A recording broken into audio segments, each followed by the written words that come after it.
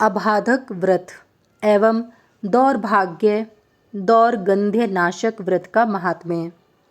राजा युधिष्ठिर ने पूछा, भगवन, जन शून्य घोर वन में, समुद्र तरण में, संग्राम में, चोर आदि के भय में व्याकुल मनुष्य किस देवता का स्मरण करें जिससे उस संकट के समय उसकी रक्षा हो सके, यह आप बताएं।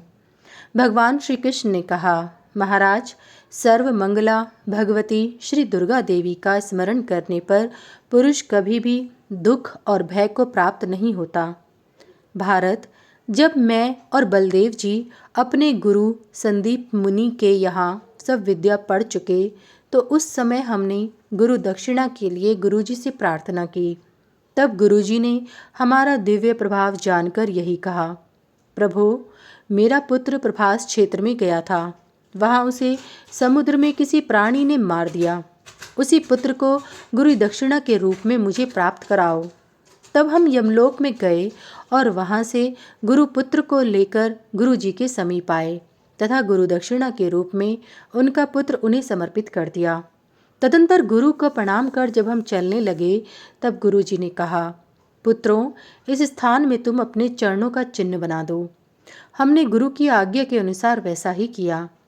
फिर हम वापस घर आ गए। उस दिन से बलराम जी के दक्षिण पाद का, मध्य में सर्व मंगला का और मेरे वाम चरण चिन्ह का पुत्र प्राप्ति की कामना से अथवा अपनी इच्छाओं की पूर्ति के लिए सभी वहाँ पूजन करते हैं। प्रत्येक मास को शुक्ल पक्ष की त्रयोदशी को एक भुक्त नक्त व्रत अथवा उपवास रहकर मृत्तिका या स्वर्ण की इनकी प्रतिमा बना करके गंध, पुष्प, धूप, दीप, नैवेद्य, मधु आदि से जो स्त्री अथवा पुरुष पूजन करता है वह संपूर्ण पापों से मुक्त हो स्वर्ग में निवास करता है।